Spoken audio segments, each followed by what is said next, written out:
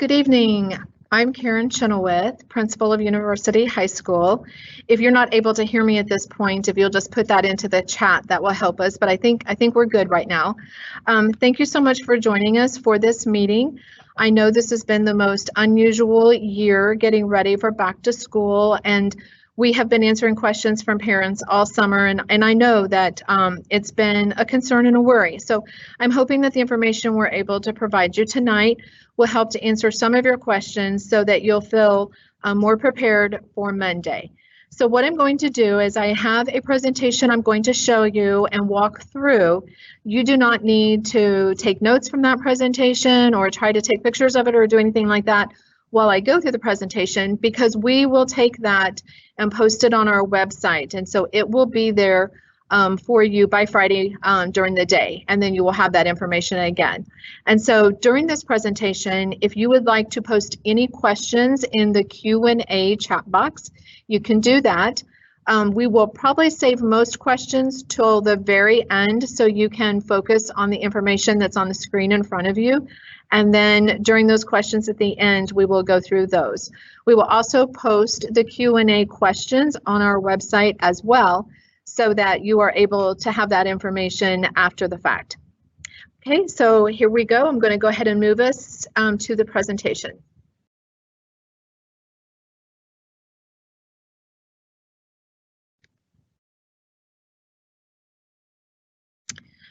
Okay, thank you. So this is our first page, and so this just has a little bit of information on it about our school day. Our school day is 8:30 to 3:30, Monday through Friday. We only have 6 early release days this year, and the first one is not until December. So we will post those dates on our website very soon. I do have a Twitter account, and I have my handle at the bottom, and so I do post a lot of information, particularly for high school students and parents on Twitter, and so that might be something that you might be interested in exploring. So this school, if you're a first-year parent and student to our school, this is the youngest high school in Volusia County. Our school is built on a foundation of this statement: following the creed, knowledge, courage, strength, and respect. This has been the foundation of this school since the very beginning. So we are going to be entering into our 11th year for this school, and I was actually at the school for years 1 through 5. And so I feel like this is home for me. I'm very happy to be back to the school as the principal, and I'm looking forward to meeting you and your students as well. Our theme this year is United. We believe that we are always a part of our Titan family, and that's one thing that really helps our teachers to enjoy working here, is this feeling of being a family together. But more importantly this year is the idea that we are united in this effort of working through challenges that come before us and problem solving so that we can help our students to be the most successful they can be. Our district's theme is Together We Are Stronger. So you can see that there's quite a good alignment there. We use the hashtag quite a bit, Titan Strong, and so you may want to use that if you're posting good news about things happening at the school as well. The district's return to school plan had 3 options. I just want to review those for just a moment. The first one was an in-person option, option 1, in-person, where students would come to school and follow their traditional schedule. Option 2 was Volusia Live, which is at-home virtual, following a traditional schedule, logging in and following the student's schedule each hour just as it would appear as if they were here on the campus. Students that are participating in Volusia Live can participate in after-school activities and sports, just like if they were here in person. And then option 3 was Volusia Online Enhanced, and that was full-time virtual. That enrollment has since closed, although some families may have their students enrolled in Volusia Online part-time, while they may be coming to the school part-time as well. We'll talk a little bit more about that as I go through this presentation. So some of the new Volusia County school policies that are going to be in place are going to be temperature readings. And this is something that will happen for every student, teacher, staff member, or visitor to our school. Every morning when students enter in, they will have their temperature taken, just like the adults as well, as I said. If a student or staff member has a temperature that is 100.4 or higher, they will be taken to a supervised isolation area, which is in our clinic, while arrangements are made for pickup. At that time, either myself or my designee will provide a protocol sheet for the next steps if the student or the staff member has a fever. Doesn't necessarily mean that anybody has been exposed or that they are ill with anything specific, but it does mean they have a fever, and as we know, that is one of the conditions we are watching, according to the CDC. Students must wear face masks or a face shield when social distancing measures outlined by the CDC cannot be maintained. This will include on buses, walking in hallways, classrooms, cafe, etc. This is outlined in School Board Policy 503, and this is going to be very important for our high school students to understand. Social distancing is going to be difficult for them sometimes if they're just walking through the courtyard, and I know they want to talk to one another. We'll need them to have their masks on at that time, but we're going to try to work with our students, as we are with everyone on our campus, to maintain that proper social distancing and then wearing masks at the same time. For our new policies, a couple of these have to do with things that have come from the district and that are on our campus as well.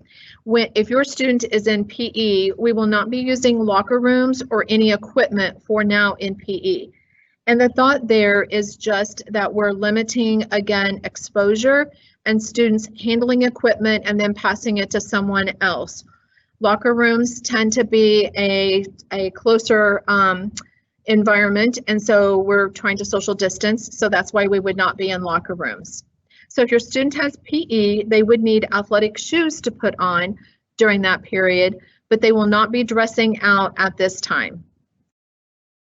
We will see similar measures taken in the performing and visual arts, some CTE courses, media, and elective courses to reduce student interaction for now, again.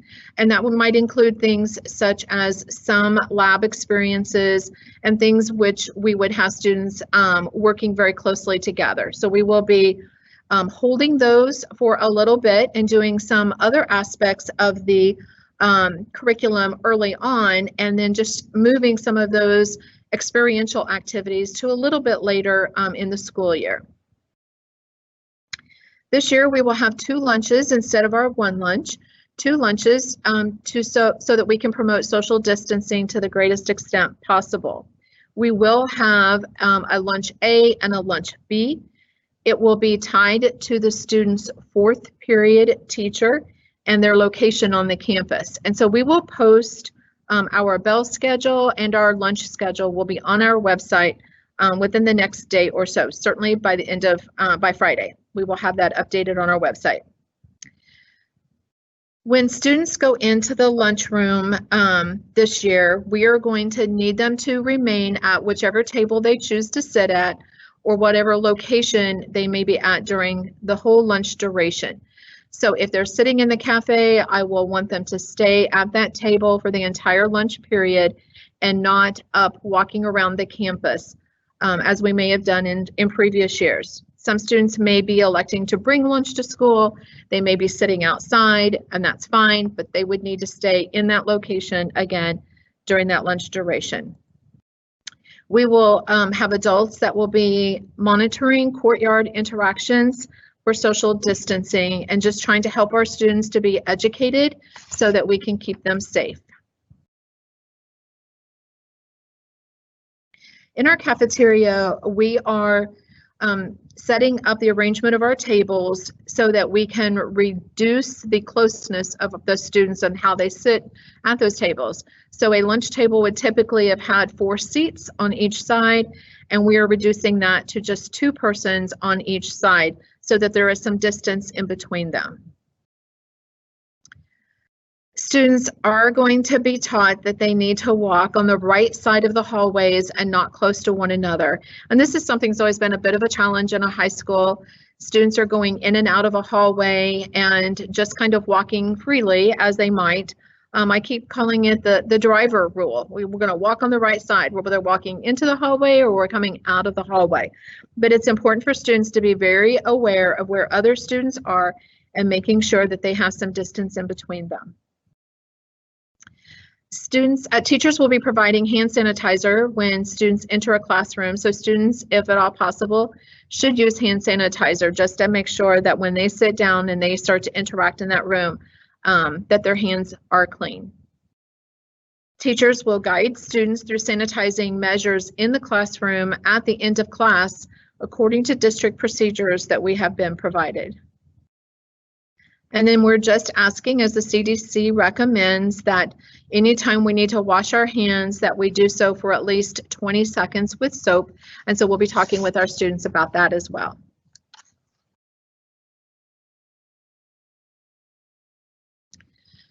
On this slide, I have some school orientation information.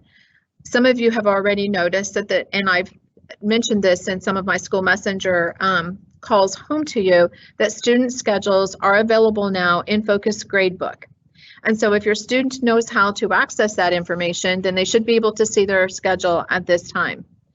If you're not aware of how to find this, or you're new to our school or our district, you would go to our district's website, bcsedu.org, and then click on vPortal and then Focus Gradebook. Your student will have a unique Volusia County School email, which will be their 5-digit alpha code at bcs2go.net. Their initial password will be their birth date in numbers. So if a student's birthday is February 6th, 2005, then their password is 0206-2005. I do want to mention that we have seen where some students' passwords, students will be prompted at some point to change their password to a password that is unique to themselves. And so if students have done that in the past, I'm hearing that some students have seen that it's no longer taking that password. I'm recommending they go back to try their birth date again, and let's see if that gets them in. If it does not, you just need to call the school, ask for school counselor office, and then we will make arrangements to have their password reset. When students are going and locating their schedule in Focus, some students are already starting to find it, and it's printing out, or it's showing their schedule, but it has no classroom numbers associated with that. There are some directions in Focus that tell you how to download the student's schedule to include those classroom numbers, but we're going to post those directions also on our website so that you have that. It's important that the students have their schedule with their classrooms outlined on it, because we want them to write down their first period, course, teacher, and classroom. They would need to bring that on the first day of school. I'm also we do have a map, a general map of the school that just identifies the school buildings by building number. And so then when a student is looking at their schedule, they would be able to identify which building that might be and where they may start at in the courtyard going to perhaps their first period class. When you're looking at class numbers that start with 100 are on the first floor, 200 numbers are on the second floor, and 300 numbers are on the third floor.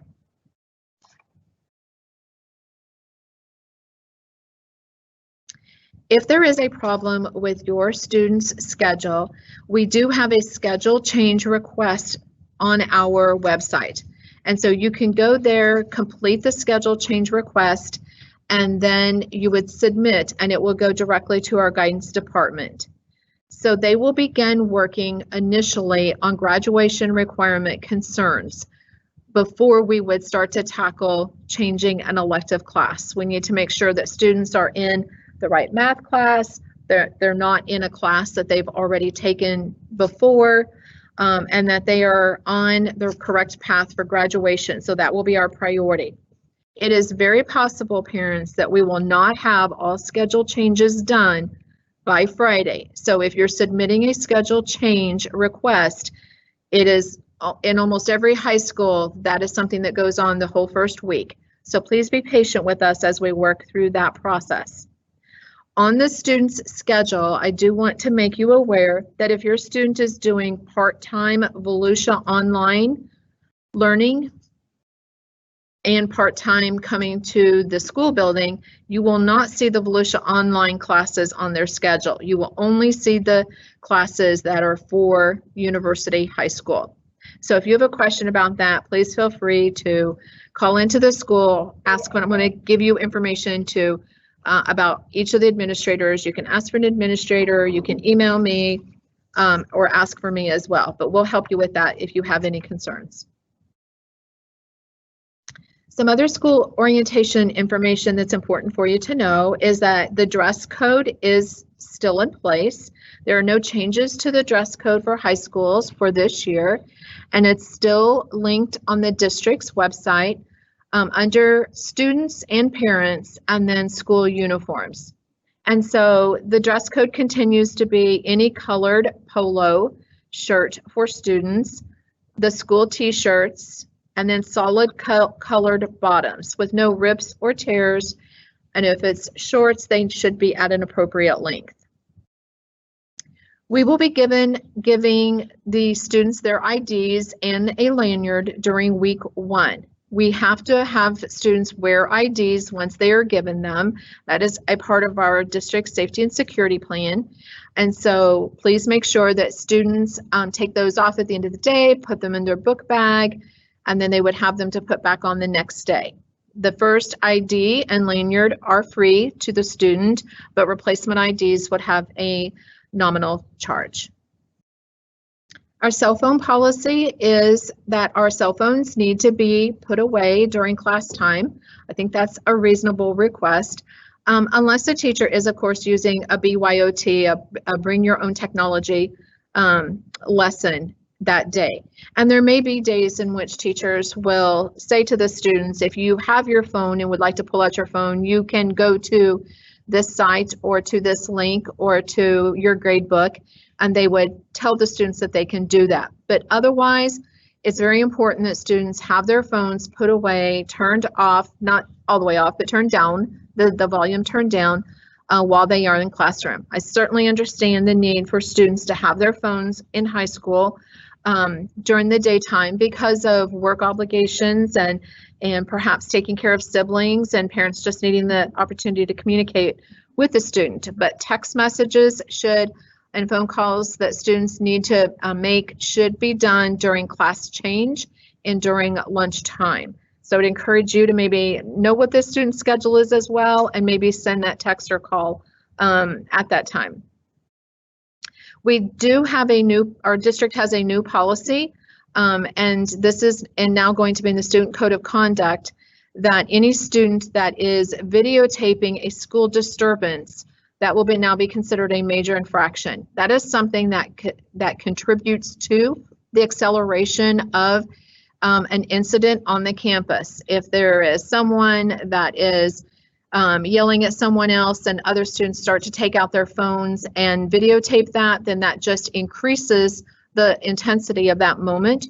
And our district has decided that that is now not appropriate on school campuses and will be considered contributing to that. So please talk with your students, make sure they understand no videotaping of a school disturbance. Students should actually not be videotaping or taking pictures during the day anyway, because they may be getting other students into their photos, and that would not be appropriate as well. Lockers, parking decals, and lunch out. Let me talk about that for just a moment. These items are available for purchase on our school website. The applications are in the school orientation section, so you can click on that, and then there's a lot of information about if students wish to purchase a locker, if they wish to drive into the campus and park in the parking lot, they would need to pay for a parking decal. And if they wish to have lunch out permission, that requires parents providing that permission that students may leave campus because you are coming to get them, or if you're giving them permission to drive off campus themselves to go eat lunch and come back, or if you're giving permission for them to ride with someone else. I would like for you to designate that on that application so that I am very clear on the permission that you are providing for your child during lunchtime. Students can pick up the parking decals, the lunch out permissions on Thursday, August 27th, which is tomorrow, from the attendance office. The attendance office is a window that is attached. It's an office window attached to the auditorium, and it is near the student parking lot. We will be doing that tomorrow from 9 to 12 and then 1 to 4 o'clock. And then over here on the right-hand side under lockers, parking decals, and lunch out, you will see this little graphic, make a payment, online school payments, and that will be on our website, and that is where you would go and prepay for these items. You would have your student prepay, fill out the permission slips and documentation. For instance, parking decals will require insurance information as well. So make sure those are properly completed and that parents have signed everything, made the payment online, and then students can come in and take care of those things tomorrow. Schoolway Cafe, breakfast. If you're new to Volusia County Schools, breakfast is free in our county, so every child is able to have breakfast as soon as they arrive on campus in the morning until, like, I think about probably 8:20 or so would be about the time they stop serving breakfast. We'll give you that time. Every year you do need to renew your free and reduced lunch application for lunch. There is a little grace period at the very beginning of the year while those roll over and students get into their new school sites, but you can find that on the district and our school websites under the parent tab, and we encourage you to complete the free and reduced lunch application because that's very important. It provides a lot of good school data for us, and it does help schools if they are able to qualify for Title I funds. So that is important for you. Students that are going to be on Volusia Live, there will be an opportunity to pre-register for Schoolway Cafe breakfast and lunch food to be picked up from a neighboring school. And I'm going to post that on our website, and I will send it out in a school messenger. It was just coming in earlier this morning, and I did not get that into this presentation, but I know just like during the summertime, during the third quarter and during summer, when you could go to another school site and pick up food, that is going to continue for the Volusia Live students. So Monday, August 31st, let's talk about what happens for the brick and mortar student. So the student is going to come to school one of 3 or 4 ways, I guess. The parent may drop them off in the parent parking lot in the front. They could be riding the bus in, they could be driving in, or they could be walking or riding their bike to school. As soon as students arrive on campus, they will have their temperature taken. So when a student is getting off the bus, there will be adults there taking their temperature as soon as they get off the bus. In the front parent parking lot, there'll be an administrator there taking temperatures, and then over at the student parking lot gate as well. So that is very important that we take care of that as soon as before the student gets all the way into the courtyard. Once students have had their temperatures taken, then they may go to the cafe for breakfast, or they may sit in the courtyard. But again, I'm going to ask students to remain in that area until the bell rings. It is going to be much easier for us to monitor and for us to socially distance students so that they can remain safe and healthy if we are limiting the areas that we are in. So the student who's coming to school on Monday, they are going to use their schedule information that they found online. And then I already indicated they would need to write down their first period and where that is located. And then they're going to go to that first period class when the bell rings. At that point, we will have their final schedule for the remainder of the day in their first period class, and it will be provided to them. We will be giving information throughout the day, and by third period, they will be learning which lunch period they have for fourth period. So all of that information will be discussed with students throughout the day in each period. So on August 31st, our Volusia Live students, let's talk about these kiddos for just a moment. Our teachers are going to send an email to the students prior to Monday, advising if the learning platform is on Teams or on Zoom. Most of our teachers are using Teams, but a few teachers are using Zoom. Students will also have access to Canvas, which many students utilized during the third quarter last year. But the teacher is going to direct the student to the learning platform and give them some initial directions about what they want them to do on August 31st.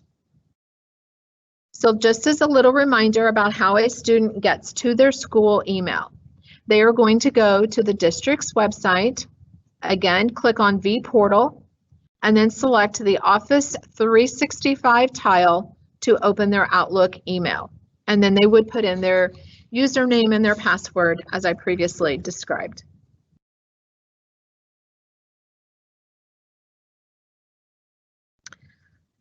So Volusia Live students, it is very important that parents and students understand that the student must attend their class during their scheduled period. Teachers will be taking attendance for your student during that period. So, and teachers will set up their meetings for them, and the student will only have access to the teacher during that time. It's not that they would be able to log in and access the teacher throughout the day. It's during the period that they have on their schedule. Students must be dressed and ready to learn when they turn on their computer and they log into that particular class. When logging in, students should mute their mic, and at times the teacher may ask them to turn off their video, depending on what the teacher has going on in the classroom at that point. The teacher will direct the student on procedures for asking questions. That will be something the teacher will be going through during the first week of school, procedures on how to interact with the teacher. Volusia Live students can see each other when they have logged on, but they will not be able to see the other students in the classroom. They will be able to see the teacher. The teacher will be monitoring the classroom and in and out of the student's frame, but the teacher will be directing the student on those procedures for asking questions and answering questions as well.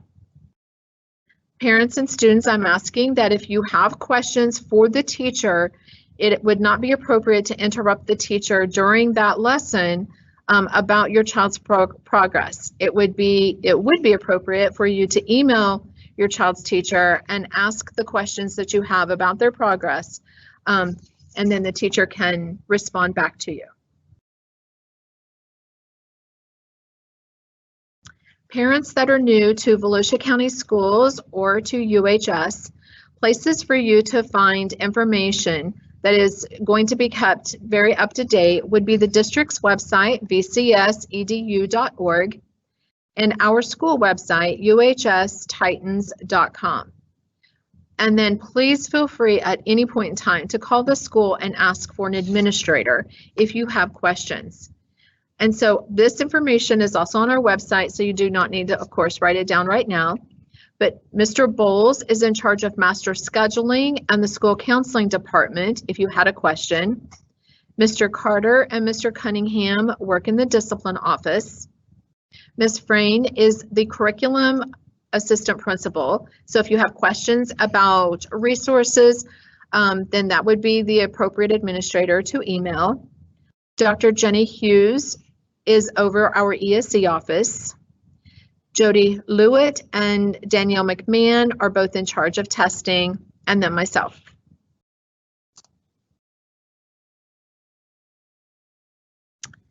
So at this time, what we want to do is to answer more of the questions that you may have posted in the Q&A. Most of those are not visible yet to everyone. We're going to answer them and publish those questions and answers. And then this presentation, as I indicated earlier, and the general question and answers will be posted on our website by Friday. So I appreciate you attending tonight and for taking time to listen to some of our school information. I know you will probably still have other questions, and I encourage you to reach out to us and ask those. Thank you so much.